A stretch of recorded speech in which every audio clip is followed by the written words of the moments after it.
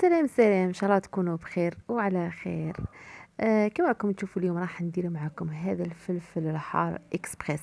تخدموه بالخف ما يشدلكمش كاع الوقت، وديروه كمقبله ان شاء الله في العيد راهو جاي ان شاء الله. يلزم لنا يليق هذه المقبلات اللي نرافقوهم مع اللحم ومع الدواره مع الكبده مع كلش.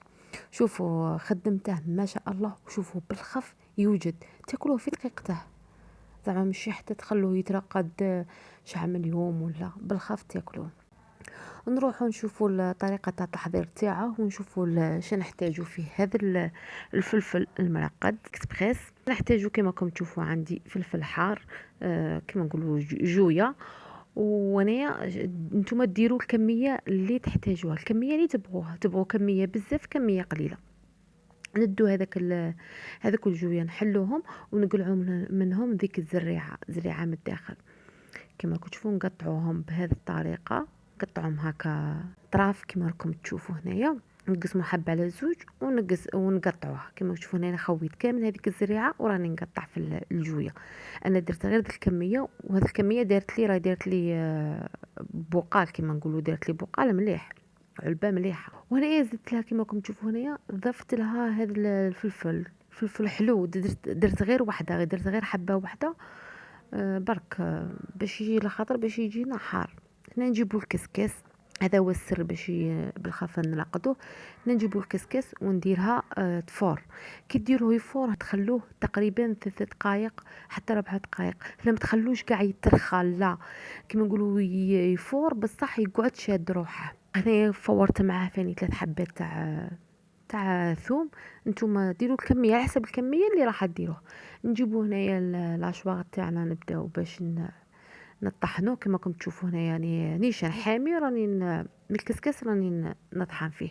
هنا كي تبداو تطحنوا كما نقولوا طحنوا حبسوا، ضربوه وحبسوا، ماشي طحنوه كامل باش ما ترقدوش بزاف. يجي شويه كما نقولوا شايد روحه كما نقولوا هنا، يجي قطع صغيره.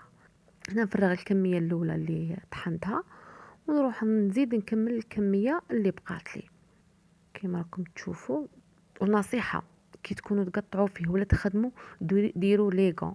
انا ما درتش ليغون، شوفوا يديا كتلوني بالحركه، راكم شايفين الحار كي يبدا يحرك في اليدين. كما كتشوفوا هنا راني قطعت الزاوج زدت طحنته. شوفوا هنا القوام راني نوري لكم تشوفوا كيفاش تقطعوه. شوفوا هنا ما تخلوش يترحى بزاف، لا خلوه بهذا القوام. نضيفوا له هنا الملح. هنا الملح ضيفوا له كميه مليحه باش يجي بنين. وزدت له هنايا فلفل اسود الحرور، درت الحرور. هذا ما ديروا له، بالخف تخدموه وبالخف تاكلوه. ليه تاكلوه، ما تقارعوش كاع زعما تخلوه 15 يوم يترقد ولا تخدموه في دقيقته تاكلوه. هنا نبدا نضيف الزيت. هنايا الزيت نضيفوا الكميه على حسب كما قلت لكم، على حسب ما راكم دايرين نضيفوا.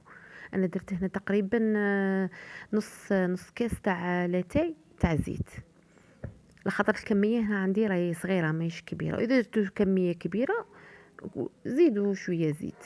شوفوا هنا راني نوريكم في القوام تاع كما قلت لكم ديروهم مع مشويات ديروهم مع تاكلوه في الكسره مع الكسره. شوفوا قد ما نحكي لكم عليه بنين مالغري خاصيتو اللي يبغوا الحار راح يعجبهم بزاف. هنايا شوفوا راني درتها في البقال كما نقولوا هنايا في علبه. هنايا العلبه كيفاش طريقه الاحتفاظ باينه بلي تطبخوا العلبه هذه تطبخوها في المطابخ وتخلوها تكتر تنشف، ومن بعد عاد ديروا فيها هذا الفلفل المرقد شد لكم حتى 15 يوم اصلا ما راحش يقعد لكم ياكلوه بالخف. كي تعمروا كامل هذا الفلفل ديروا من فوق الزيت باش ما يدخلهاش بزاف تاني الهواء.